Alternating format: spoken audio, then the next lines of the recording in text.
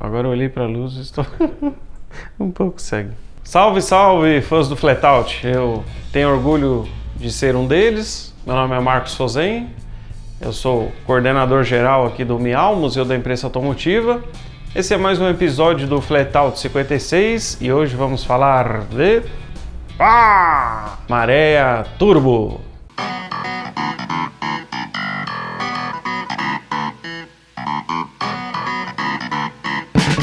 Só para contextualizar um pouquinho, o Marea Turbo era o sucessor natural desse bichinho incrível aqui, o Marea Turbo.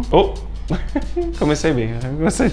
Sucessor natural desse bichinho aqui, o Tempra Turbo. Esse aqui é um catálogo de época. Tempra um turbo duas portas, inclusive, né? Carroceria exclusiva para o Brasil, só que no Brasil tinha o Tempra duas portas. E, é claro, ele também era o sucessor natural e até mais do Tempra Stile, que era um Tempra Turbo com uma pegada mais piquetosa e tal, mais meio executiva, né? Esse interior beijinho aqui era uma loucura.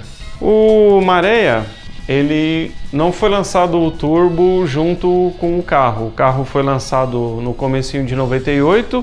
A gente tem aqui um álbum. Isso aqui é um material bacana pra caramba que a Fiat fazia na época. Todo ano ela dava, no final do ano, um livro, um álbum de fotografias desse aqui para cada jornalista, que eram fotos de eventos que tinham acontecido nesse determinado ano, de todos os eventos da Fiat. O lançamento da Alfa 145 e aqui, e é legal que o álbum ele era personalizado para cada jornalista. Tinha umas fotos gerais, mas as fotos que o jornalista aparecia, eles tiravam umas cópias personalizadas e colocavam em cada álbum. Essa aqui é a foto do lançamento do Marea no começo de 98. Essa aqui é a foto da Weekend. O evento aconteceu lá em Florianópolis. Os jornalistas ficaram lá no Costão do Santinho. Tem uma curiosidade que no lançamento a Fiat teve um problema com o ferramental e ela no começo só o sedã era fabricado aqui, a Weekend era importada. E as duas versões, tudo isso aqui é tudo lá em Florianópolis. Isso aqui eu separei para mostrar para vocês só como uma curiosidade. Isso aqui é um livro italiano, aliás, minto, é brasileiro, aqui chama Illustrato, eu pensei que era italiano, mas é brasileiro, que foi feito quando a Fiat Global fez 100 anos, em 99. Eu separei aqui só para mostrar para vocês que tem um estudo de design da traseira da Weekend. Isso aqui era a primeira versão aqui em cima, que era uma coisa bem mais careta, assim, bem mais normal para a época. Aí depois começaram a pensar nessa solução aqui das lanternas circulares, contornando a carroceria, que depois acabaram virando aquela versão bonita pra caramba, com as lanternas aqui para cima, assim, da coluna traseira do carro. O Marea, como eu tinha falado, foi lançado no primeiro trimestre de 98. Essa aqui é uma edição da revista Carro da época, com destaque para o carro aqui na capa. O Marea, desde o começo, ele causou um certo furor, né, no nosso mercado, não só por ser o sucessor do Tempra, mas ele tinha um desenho bem diferente para a época, aquela coisa já bem mais arredondada. A questão da mecânica, que era o motor 2.0 5 cilindros, que também era uma coisa inédita por aqui. Título meio besta, né? Marea, novo carro da Fiat. Até eu faria um título desse aqui, mas tudo bem. No fim do ano, desse mesmo ano, 98, em outubro, aconteceu o nosso querido Salão do Automóvel. Foi a 20ª edição do Salão. Esse aqui é o material de imprensa do Salão, é bem vultoso. E o maior destaque do stand da Fiat nesse salão, que era justamente o Marea e Marea Weekend Turbo. Vou dar uma lidinha aqui para vocês.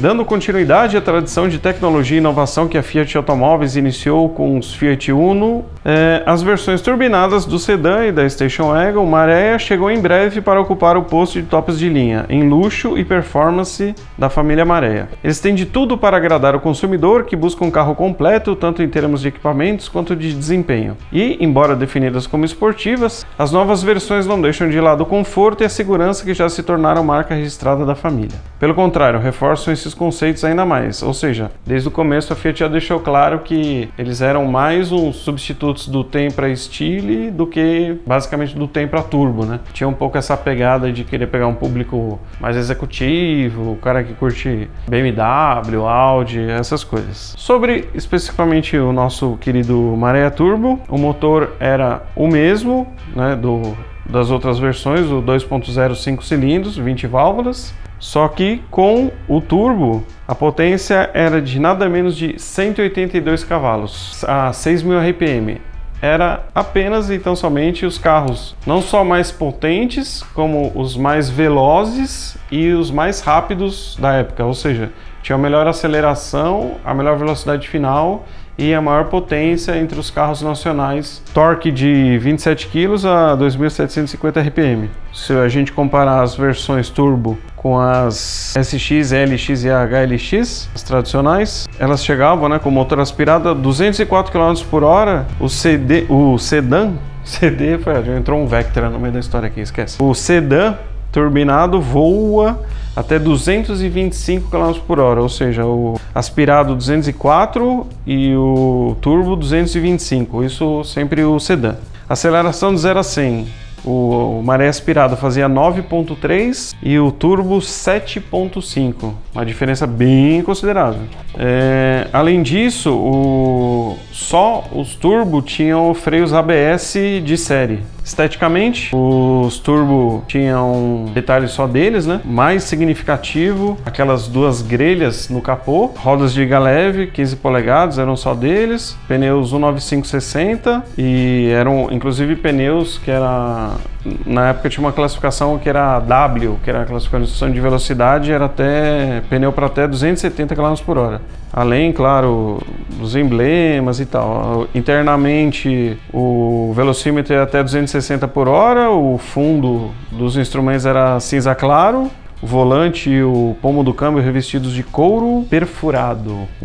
Pedaleiras esportivas e bancos e painéis das portas receberam forração em veludo Amity. As cores do turbo: preto vulcano, vermelho Pompei, cinza steel, azul líder e verde emerald. E o legal que é o seguinte, tinha só a Station tinha a opção também do vermelho Alpine. Vamos fazer um unboxing. Esse material aqui já é do mais...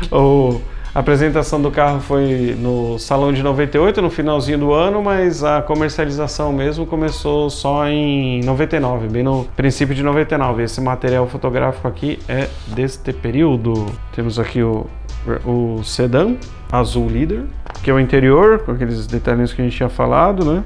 O volante com couro perfurado, para pega é bem legal. Aqui os detalhes bem bacanas, exclusivos do turbo. Essa grelhinha aqui no capô que tinha dos dois lados, as rodas, que eram só dessa versão também. Raio-x do motor, que daqui a pouquinho eu vou falar dele. Aqui estão as duas versões, sedã e a perua. As lanternas aqui que a gente tinha falado um pouquinho antes. Vermelho Alpine.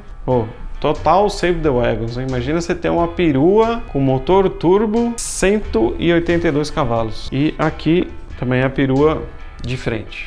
Uma das coisas legais do Marea Turbo é que ele só existiu no Brasil. Nem na Itália tinha versão Marea Turbo, só tinha do diesel, né? Mas não conta, tô falando de um motor a gasolina com um turbo, só existiu aqui no Brasil para o Marea. Em nenhum outro mercado, aliás, teve. E a origem dele tá nesse bichinho aqui, que é o Fiat Coupé Turbo 20 válvulas. Foi fabricado de 96 a 2000 e tem a ver o Coupé com o nosso Marea Turbo. É exatamente o mesmo motor que equipava esse carro que foi utilizado aqui no Marea Turbo aqui no Brasil, com uma pequena diferença. esse motor chegava a 220 cavalos.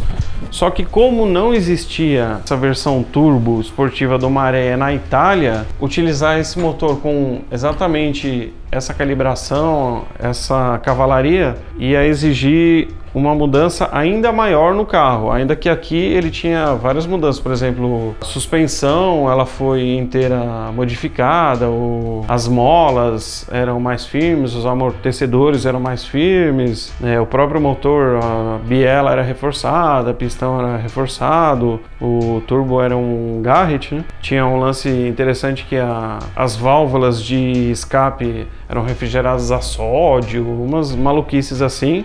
Mas a Fiat chegou à conclusão que para colocar esse motor com 220 cavalos ia ter que mexer em muito mais coisa no carro, mexer mais em freio, mais ainda em suspensão. Então acabaram optando por fazer uma versão um pouquinho amansada desse motor, que era o mesmo do Fiat Coupé, com esses 182 cavalos, que já era o carro mais potente de fábrica da época, então ainda eram números bem aceitáveis. Essa daqui é uma revista Carro, que fala sobre o lançamento do Maré Turbo. Ela é de janeiro de 99. Vou dar uma lidinha aqui na matéria para vocês. Pegando carona na célebre frase "o que já era bom ficou ainda melhor", este novo Maré Turbo se coloca em uma situação privilegiada frente a todos os carros nacionais. Trata-se do automóvel mais potente fabricado no Brasil até hoje, e isso incluindo até mesmo os antigos Dodge V8, que tinham 165 cavalos. Mas como tudo na vida, o que é realmente bom tem seu preço. Até o fechamento da edição, a Fiat não havia divulgado o preço oficial do Maré Turbo, mas estimamos que fique na casa dos R$37 mil o sedã e 40 mil a Weekend, que era uma bala. Até um pouco típico de carros esportivos, né? Mas era uma coisa cara. Infelizmente, o Kaká observa que esse patamar restringe bastante suas vendas, mas colocando ele frente aos outros concorrentes, até que a relação custo-benefício é interessante. Ele cita aqui como exemplo o Vectra CD, foi por isso que eu falei CD, com todos os opcionais custa mais de R$40 mil, que era o preço estimado aqui para Weekend. Vamos falar do carro aqui. Motor de 5 cilindros, a mesma coisa, cabeçote 20 válvulas, 4 por cilindro. Ele observa que mesmo sem o turbo já tinha um bom desempenho, e agora com 182 cavalos, que eram 40 cavalos a mais que o HLX, graças à turbina KKK, o nome da turbina, uma das mais famosas do mundo, né? E ela tinha 1,2 bar de pressão. Lembrando que o Uno Turbo, por exemplo, tinha 0,8, era uma pressão bem significativa para um carro de fábrica, né? Ou seja, traduzindo para você, nas arrancadas fortes o seu corpo gruda no banco como em um lançamento de foguete. Claro que guardadas as devidas proporções, ele observa aqui. Porém, antes das 2.750 RPM, o carro parece até que tem apenas 2 cilindros. Fica muito fraco. Mesmo nas saídas de semáforo, não basta apenas tirar o pé da embreagem, tem que acelerar para valer. Ou seja, o carro pedia para você meter o pé nele mesmo, que era bem uma característica dos carros turbinados da época, né? A suspensão aqui ele reforça, né? Recebeu novas calibragens de amortecedor e molas, ficando mais firmes. Sentimos que nas curvas ele conseguiu um bom compromisso com segurança e estabilidade sem abrir mão do conforto ao rodar. Apenas uma ressalva aos freios, que mesmo tendo pinças maiores e discos mais largos, precisam melhorar a eficiência térmica, ou seja, precisam ser mais ventilados. Imagina se fosse o outro lá de 220 cavalos. Ficha técnica, ele observa que na época eles colocaram como maiores concorrentes o Vectra CD, o Passat 1.8 Turbo e o Alfa Romeo 156. Aliás, só aproveitando essa revista aqui, tem um outro teste interessante, ainda que não tem exatamente a ver com o turbo, mas isso aqui eu vou ser bem saudosista, que é um comparativo de 3 peruas. Se a gente tentar fazer isso hoje, não vamos conseguir achar nem 3 perus no nosso mercado. Só que era Maré Weekend, Xara Break e Daewoo Nubira Wagon. Cara, que coisa, fala sério. Esse aqui é um material fotográfico da linha 2001 do Maré. Recebeu o motor 2.4, né? 20 válvulas. Inclusive, só uma impressão pessoal, acho que um pouco da carreira do Maré, que nunca foi um carro assim que guarde grandes referências, né? Muita gente gosta, eu também gosto, acho o carro bacana, mas ficou com aquela pecha de bomba e tal. Tem o seu clube de admiradores, mas só, né? Uma coisa mais focada, assim. Acho que um pouco, em parte disso, foi culpa da própria Fiat, que teve uma variação de motores muito grande na gama, né? Esse aqui é o 2.4, que entrou no lugar do 2.0, ainda que o turbo continuou, né, com o 2.0. Esse aqui é a Weekend 2.4, 2001. E a confusão foi que o Marea teve um monte de motor, teve 1.6, 1.8, 2.0, 2.4, ficou, acho que confundiu um pouco a cabeça do mercado, uma gama muito vasta assim, de motores. A Fiat lançou o que ela chamou de novo Marea, que basicamente, além dessa questão do motor 2.4, que também isso, acho que também ajudou um pouco a confundir a coisa do carro, porque chegou o 2.4 e depois lançaram esse aqui, que seria o novo Marea, que basicamente a única diferença era a questão do sedã, que foi um dos únicos rear lift, chamar assim, do nosso mercado, né, que mudaram geralmente eu tenho o facelift, que muda a dianteira e a traseira fica mais ou menos a mesma coisa. No caso do Marea, as vendas estavam meio em baixa, nunca decolaram muito, né? E a Fiat chegou à conclusão que era por causa da traseira do sedã, que os consumidores achavam feia e não sei o quê. Só que aí, honestamente, eu não consigo entender, colocaram aquela traseira do Lancia. Claro que design é uma coisa, um gosto pessoal, mas para mim ficou mais feio do que a outra que a Fiat achava que as pessoas achavam feia, sei lá. Esse aqui é o Marea com a nova traseira, com essa traseira do Lancia.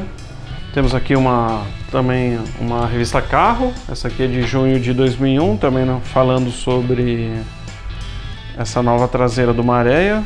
Segundo o título aqui, mexeram atrás a preferência nacional. As novidades da linha Marea 2002 não se resumem às lanternas, pelo contrário, as mudanças mais importantes ficaram no seu âmago, nos chamados itens de conforto e segurança.